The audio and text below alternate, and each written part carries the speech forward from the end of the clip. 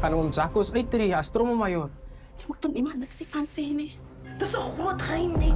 Weet iemand anders hiervan? Nee, ons moet hom na ons kant toe kry. Dis dit? Wag, moet dit ek trommemajoor is. Die meisies gaan nie daar plat hardloop om my te kom. Miskien. Miskien nie. Oom Jacques wil uittreë. Dit lyk nie 'n dag het gaan kom, bro.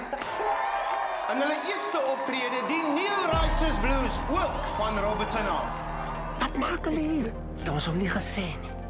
As ons hom weer by 'n kompetisieveld sien, sal sy geheim nie veilig wees by ons nie. Ons gaan met hulle almal afreken. Jou beurt. Afdeling Lamont. Kolemond. Afdeling!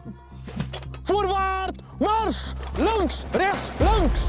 Jy moet vir jou broer sê, asseblief Alvin. Word wakker, Hentjie.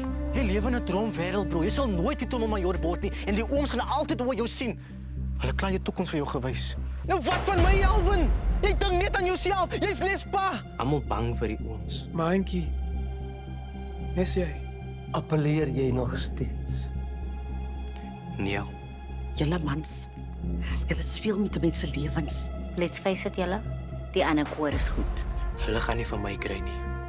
En daai sê ek nou vir julle. Jy sal 'n brief van ons kry met die datum van 'n dissiplinêr. Ek sal hulle nooit vergeef wat hulle aan jou gedoen het nie.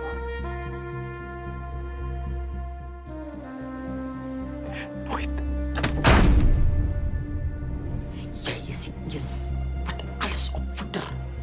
En jy gaan nie ontslaa raak van ons nie. Nee. Maar al wat vir jou saak maak, as trommelmajoor in jou koor.